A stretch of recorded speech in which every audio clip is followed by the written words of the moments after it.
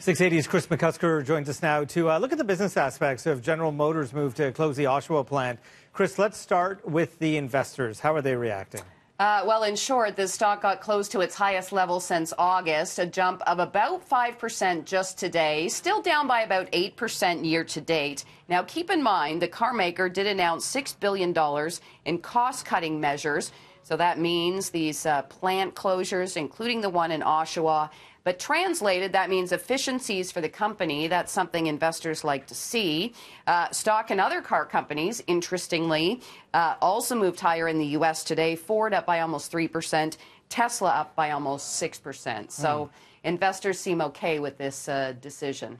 Well, let's look at some of the spillover effects now, because we know auto part suppliers are also impacted. Yeah, that's right. And unfortunately, the spillover effects are not going to be clear for a while, but that would include things like Martin Rea, which is an auto parts manufacturer out in Vaughan. That stock down by about 7% today. Its biggest one-day drop in more than a year.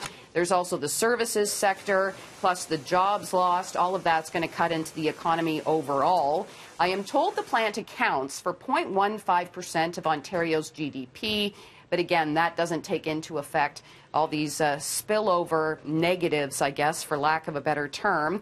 Now, it's worth noting, though, that production at the plant has fallen quite a bit over the last couple of years.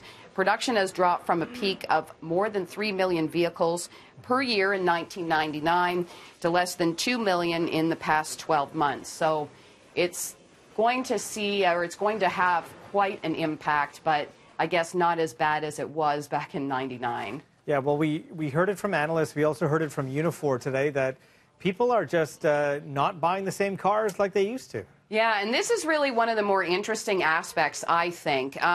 We're not buying sedans like we used to, and an economist at Scotiabank explained it this way.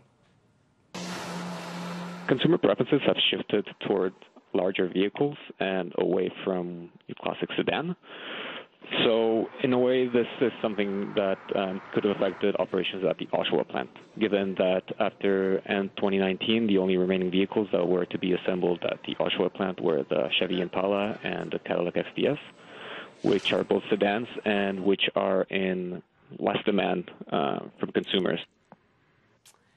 Okay, and one other interesting note. I know I've spoken to you lately off and on about potentially an interest rate hike by the Bank of Canada in January. Now, we have seen the price for oil drop significantly in the last month or so, so that potentially could slow down the Bank of Canada. We got a note from the Bank of Montreal today saying that this GM closure could also prompt the Bank of Canada to pause for a little bit longer. As it stands right now, Bloomberg has a 69% chance of a hike in January, just a 9% chance in December. So I guess we'll see what happens between now and then. We will. Okay. Thanks so much, Kris.